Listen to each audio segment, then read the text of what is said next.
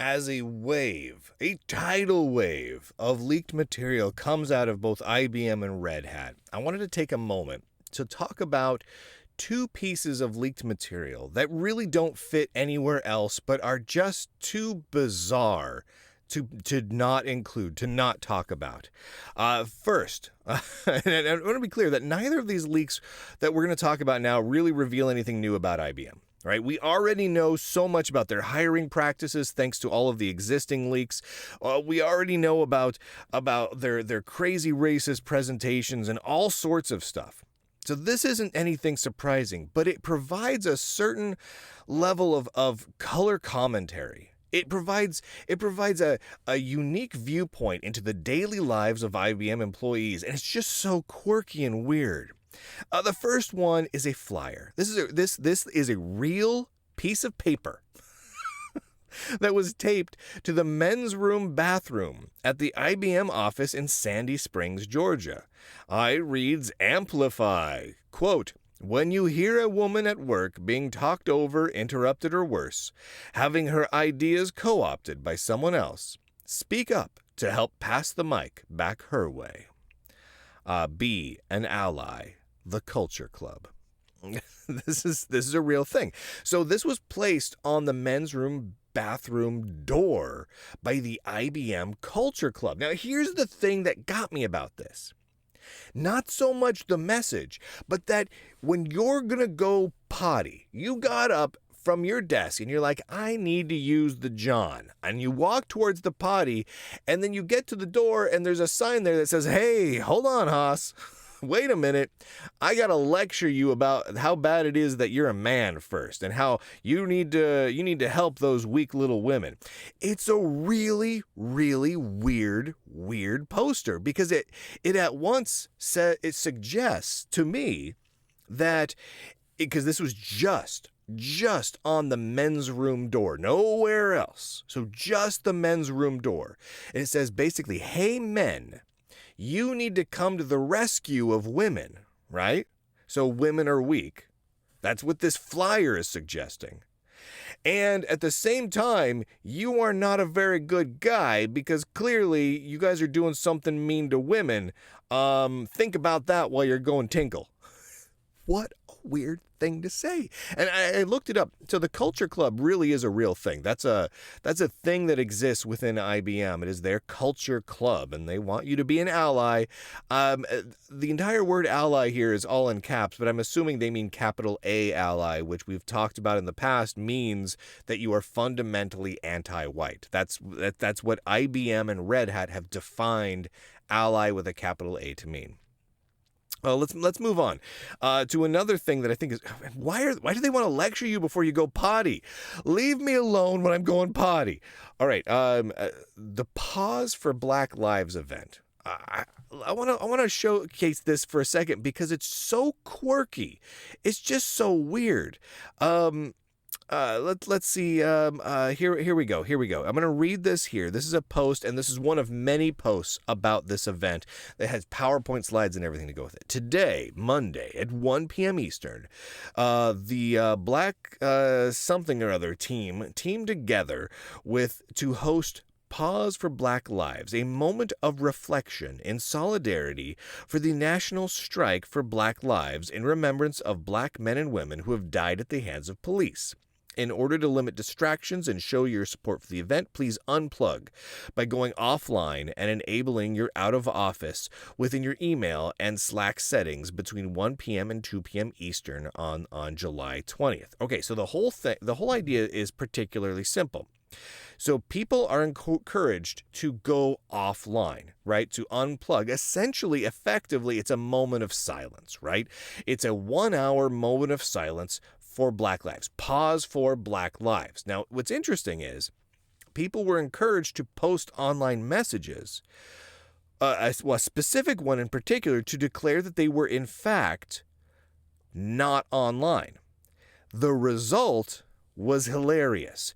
They resulted in a flood of messages being posted. And it was almost all the same message. Quote, I am participating in IBM's Pause for Black Lives by observing a moment of reflection in solidarity with the National Strike for Black Lives Movement, hashtag Black Lives Matter. Okay, fair enough. It's simple, but this is what happened. This is a real screenshot of one of many screenshots that are posted of that exact same sentence, posted over and over and over again. And if you look at the timing of it, they weren't simply out of office responses where it just automatically sends a thing. These were people who were going online, logging into their Slack channel and other places over the course of that hour, posting it to let them know that they were offline and have been offline. Over and over again. And there were a few variations, but it was mostly that exact same message, all flooding into IBM Slack channels and email inboxes, right? Now, how many people did this? How many people do you think posted in Slack and did email things that blasted throughout the whole company, that same sentence over and over and over again? Well, it turns out a lot, a whole heck of a lot. And we know this thanks to this guy. I'll post it out here. Drew Valentine, the Vice President of People and Culture at IBM. According to him, there was 1,210 people posted that message to the IBM Slack server. Over 1,000 people. That is a lot of copy pasta, man. That's all I gotta say. And also, the IBM's VP of People and Culture. That's a job. This guy has a real job. That's crazy to me. That's ridiculous. Thank you to everyone who continues to provide these leaks. And if all of you whistleblowers are brave and awesome, and you're amazing. This particular one isn't going to, break any massive news. It's not going to change the world. It's not going to change our perception of what IBM has been doing. That has all occurred. Let me bring this up over here. From this vast flood of leaks. You can find all this over at conservativenerds.locals.com, but there's been nonstop leaks, video leaks, and PowerPoint slides, and emails, and Slack presence channel chats, and so many things. And we've learned a lot because of that. So this one, where there was a weird little flyer posted to the men's room door, and everyone spontaneously in IBM started posting the same exact sentence over and over again, letting everyone know that they're offline even though they're online. That doesn't change any of the other stuff. But I thought it provided a nice bit of color to the proceedings. You know what I mean? It showed a little bit of what it's like to be within IBM, and it's just absolutely fascinating to me. So thank you to everyone who continues to bring in all this information. We've got a lot more coming. And you know what? Some of it is pretty lighthearted, like what we talked about today. And some of it is not lighthearted at all. Some of it's intense, like some of those presentations we showed earlier where they declared that whiteness is just pure evil. Like there's stuff. There's a lot more stuff. And everyone just kind of brace yourself for it. There's a lot. There's a lot to come.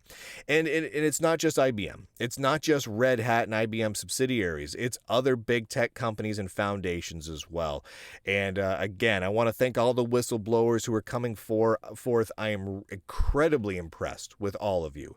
And if you would like to also be a whistleblower, if you have inside information, screenshots of internal communications or presentations or training programs or any of this sort of thing, I've provided a detailed set of recommendations. If you go to lunduke.com, there's a link near the top that will tell you how I recommend you go about providing information to the Lunduke Journal in an anonymous way that keeps your personal identity as confidential as possible. Now, even if you decide to reveal yourself to me, that is, I will keep your identity a secret. I'm not looking to expose anyone. I'm not looking to share your identity with the world. I want to help keep you a secret, keep your identity a secret. Whistleblowers should be protected because what you are doing is a massive benefit to everyone within the tech industry. The benefit that will be seen from everyone who works at IBM and Red Hat and Microsoft and Intel and so many others, it is going to be real and tangible. So thank you to all of you who have already done it. If you have any questions about it, feel free to reach out to me, either with your own personal email address or create an anonymous email address. Again, those details are over at lunduke.com. And I highly recommend you grab a subscription to conservativenerds.com, conservativenerds.locals.com. conservativenerds.locals.com. If you go to lunduke.com, you can find the links to that. That's where you'll find all of these articles that get into all of this stuff. We're breaking new news almost daily, and that's not going to be letting up anytime soon. So follow us over there, and I think you'll be pretty happy with it. If you want to support us financially, fantastic. That's extremely appreciated. You can do so before January 1st, and it's a little bit cheaper because on January 1st, the subscription prices for everything in the Lunduke Journal is going up just a little bit to match inflation. But if you do it before January 1st, so in the next couple of days as I'm recording this, you'll get locked in at the little bit lower rate. And either way, it's all tremendously appreciated. And with that, ladies and gentlemen, boys and girls, nerds and nerdettes across the inner tubes, I do declare and broadcast.